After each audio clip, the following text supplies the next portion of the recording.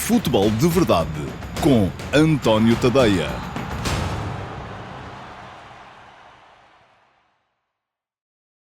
Olá a todos e sejam muito bem-vindos ao Futebol de Verdade Flash para o Sporting 1, Futebol Clube Famalicão 0. Foi um golo de Paulinho, mais uma vez, pelo terceiro jogo consecutivo, Paulinho a decidir a vitória do Sporting. Na estreia a titular de Hjulmand, a valer ao Sporting então uma vitória por 1-0 frente a uma equipa do Futebol Clube Famalicão que, se na primeira parte não quis jogar, depois na segunda, quando se viu a perder e quando tentou de facto chegar à baliza de Adam, também não conseguiu fazê-lo com muito perigo. Ora, no jogo de hoje, o destaque vai de facto para Paulinho. Mais uma vez, foi ele que na primeira jornada marcou, já em período de compensação, o gol que valeu ao Sporting a vitória sobre o Vizela, por 3-2.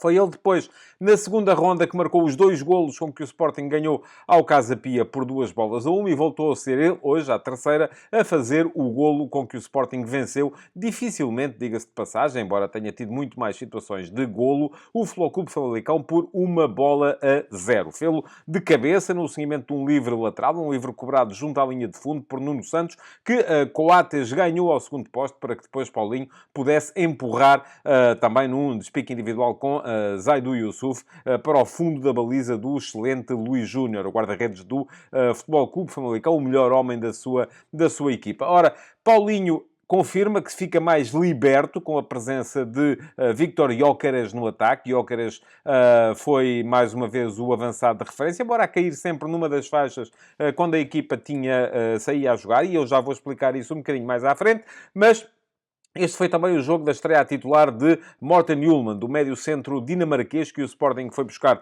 ao Lecce, que já tinha tido direito a uns minutos contra o Casa Pia e que hoje apareceu de início. Pareceu um jogador com consciência posicional, a colocar, a comandar a manobra pressionante do Sporting, a mandar onde é que se colocavam as linhas de pressão e com bola também interessante na procura de passos progressivos. Muitas vezes se lhe viu ao primeiro ou ao segundo toque a tentar meter a bola de forma vertical logo na frente de ataque, nos homens que estavam à sua frente em desmarcações de apoio. Ele é mais de jogar no pé do que no espaço, mas ainda assim muito interessante. Enquanto teve gás, e parece-me que na ponta final do jogo já não estava com muito gás, o Morten Hjulmand. Ora, quem continua sem marcar na equipa do Sporting é Pedro Gonçalves. Teve um jogo infeliz em termos de finalização hoje. E porquê? Porque meteu um livre direto na barra da baliza de Luís Júnior, já no início da segunda parte, pouco antes do 1-0 marcado por Paulinho, e depois, no final, no seguimento de uma belíssima jogada, uma finta, uma vírgula extraordinária de Jani Catamo, que estava a jogar então aí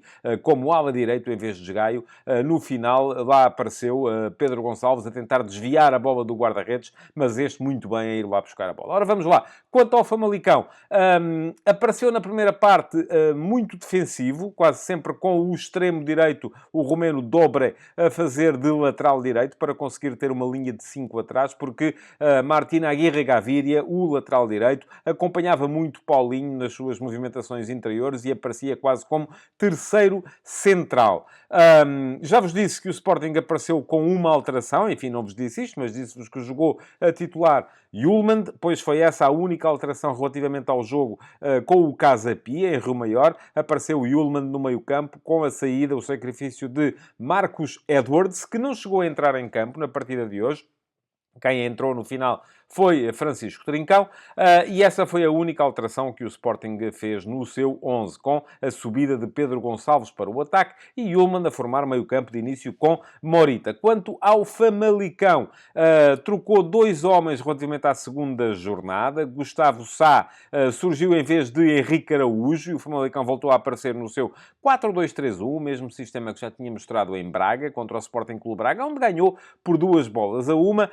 Pois Gustavo Sá surgiu como terceiro médio, em vez da equipa aparecer com dois pontas de lança, como tinha acontecido frente ao Moreirense, em que Henrique Araújo jogou ao lado de Yonder Cádiz. Desta vez foi Cádiz o avançado solitário, com Gustavo Sá a aparecer como terceiro médio. Aliás, muitas vezes Gustavo Sá, inclusive, surgia sobre a direita do ataque. Porquê? Porque Dobre, o extremo direito, baixava muito para o lateral direito. Dobre também entrou no 11, apareceu em vez de Pablo, que estava castigado, mas surgiu sobre a direita e não sobre a esquerda, onde Pablo jogava, fazendo com que a Aranda aparecesse do outro lado, do lado esquerdo. Portanto, já vos disse, Famalicão em 4-2-3-1, com a mesma linha defensiva das primeiras duas jornadas. Depois, um duplo pivô, Gustavo Assunção e Zaidu Youssouf. E como o Dobre baixava no momento defensivo de extremo direito para lateral direito, o Gustavo Sá tentava muitas vezes ir à procura do lado direito do ataque, até para explorar aquilo que é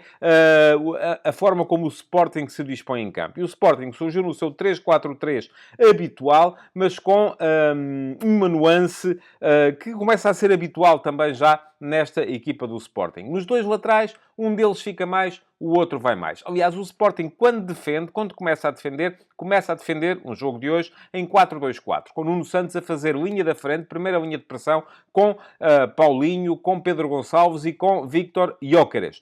Depois, isso geralmente levava a que o Gonçalo Inácio surja mais como lateral esquerdo nesse primeiro momento, sendo que depois, quando a equipa passa a defender no seu meio-campo, então aí sim já Nuno Santos aparece no lado esquerdo da linha de 5 que se coloca atrás por parte do Sporting. E é curioso, mais uma vez, não estiveram em campo ao mesmo tempo Nuno Santos e Jenny Catamo. Parece o Super-Homem e o Clark Kent. Porque onde está um, não está o outro. Quando Nuno Santos saiu, ou melhor, devemos dizer ao contrário, quando Jenny Catamo entrou, Nuno Santos saiu. E Jenny Catamo foi jogar para ala esquerdo. Depois, mais à frente, quando Ruben Amorim fez entrar Mateus Reis para a ala esquerdo, derivando Jenny Catamo para a ala direito, curiosamente, Jenny Catamo, quando entrou, deu sinal a Gyökeres para ir jogar para o outro lado. Isto é, Gyökeres geralmente aparece sempre do lado em que não está o ala mais ofensivo, precisamente para explorar a profundidade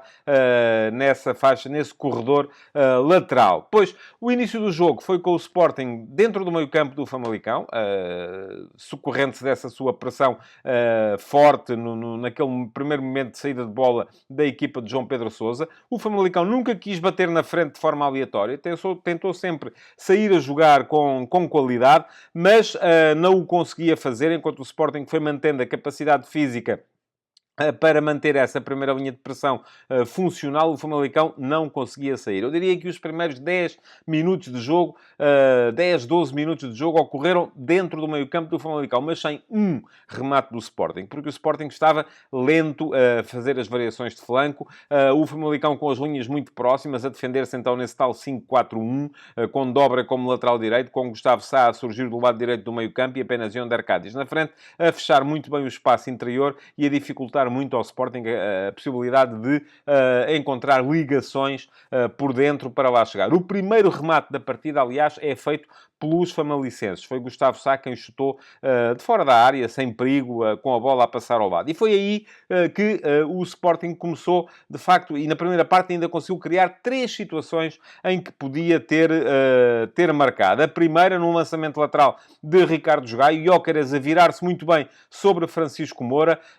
A bola chega a Paulinho, que o Gyökeres rematou, a bola desviou no Otávio, chegou ao Paulinho, que tentou fazer a recarga, ou tentou fazer o desvio na cara do guarda-redes, mas com a cabeça o Luís Júnior fez a primeira grande defesa da noite, tirando a bola para canto. Depois, aos 26 minutos, foi Gyökeres quem definiu mal. Ganhou muito bem as costas à última linha do Famalicão. Tinha Paulinho completamente solto no corredor central, mas fez-lhe o passe rasteiro muito para a frente, de maneira a que Paulinho não conseguiu lá chegar.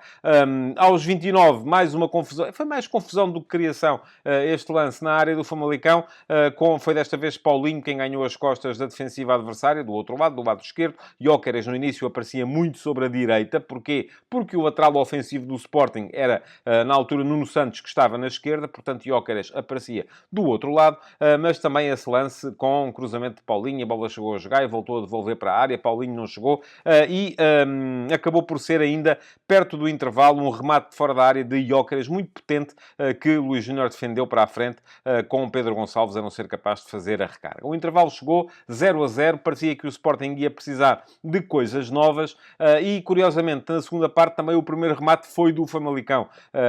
Desta vez, um remate de Yonder Cádiz, que foi contra Gonçalo Inácio, num momento de desconcentração da equipa do Sporting após o recomeço da partida. Mas, a partir daí, é bom que se diga, só deu mesmo Sporting. Aos 49 minutos, livre de Pedro Gonçalves, marcado da meia-lua, com a bola a bater na barra da baliza de Luís Júnior, que não ia lá chegar, de maneira nenhuma. Acabou por ser feliz aí o guarda-redes do Famalicão. E aos 52, então o tal golo com que o Sporting resolveu o jogo. Livre de Nuno Santos, junto à linha de fundo do lado direito, Coates a ganhar no ar a Yonder Cádiz, a devolver a bola para a frente da baliza, onde Paulinho também ganhou no ar a Zaidu Youssouf e bateu o Luís Júnior para o golo do 1-0. Com a desvantagem, tentou João Pedro Sousa mudar a equipa, fez logo 3 substituições de uma vez, as trocas de Dobre por Afonso Rodrigues, de Gustavo Sá pelo finlandês Limata e de Gustavo Assunção pelo sérvio Topic, mas a equipa não mudou, continuou no seu quadro. Aliás, o Famalicão não mudou, não abdicou do 4-2-3-1 até a final, simplesmente o Afonso Rodrigues, que estava a jogar então do lado direito do ataque, já não baixava tanto, já não ia tanto fazer lateral direito e era um 4-2-3-1 mais fiel a si próprio este do Famalicão nesta altura. Só que não se viu o Famalicão com capacidade para, mesmo com as trocas todas que foi fazendo, para criar situações de verdadeiro perigo. Há ainda um livre de Gyökeres aos 65 minutos que Luís Júnior defendeu com o pé, depois de ter sido apanhado em contrapé, e depois a tal troca de Esgaio, já tinha saído Nuno Santos para entrar Catamo, e a tal troca de Esgaio por Mateus Reis, com Mateus Reis a ir para a esquerda, Catamo a derivar para a direita, onde veio a criar várias situações de perigo para a baliza do Famalicão e a indicação a Gyökeres, que estava a explorar, sobretudo, a profundidade no corredor direito para o ir fazer para o corredor esquerdo, porque agora no corredor direito estava o lateral ofensivo da equipa do Sporting. O Famalicão ainda mexeu com as entradas de Puma Rodrigues e Henrique Araújo para as saídas de Aranda e de Yonder Cádiz, e o Sporting, numa altura em que estava a ter dificuldades até para sair, em que o Famalicão estava a conseguir instalar-se no meio-campo ofensivo, embora sem criar perigo, o Ruben Amorim percebeu que Yulman já tinha perdido gás, trocou-o por Bragança na tentativa de ter mais bola, trocou também Paulinho por Trincão. Podia haver aqui alguma preocupação em virtude do Sporting abdicar de 2 jogadores fortes no jogo aéreo, Yulman e Paulinho, que podiam ser importantes, eventualmente em bolas paradas ofensivas, mas isso acabou por não ser um problema, e as 2 situações de perigo que houve até a final foram na baliza de Luís Júnior. Bragança, num remate fora da área, obrigou Luís Júnior a mais uma belíssima defesa para canto, aos 85 minutos, e aos 90 mais 4, numa finta fantástica de Jenny Catamo sobre Francisco Moura, a tal vírgula que levou a bola até à linha de fundo. Depois Jenny ofereceu a bola a Pedro Gonçalves, que a desviou do guarda-redes, mas não com a força suficiente, de maneira a que o Luís Júnior conseguiu lá chegar. Acabava o jogo, o Sporting ganhava por 1-0, resultado eventualmente curto para as situações de golo que os Leões criaram, mas que acaba por dar 3 merecidos pontos à equipa de Ruben Amorim. Futebol de Verdade, de segunda à sexta-feira, às 12h30.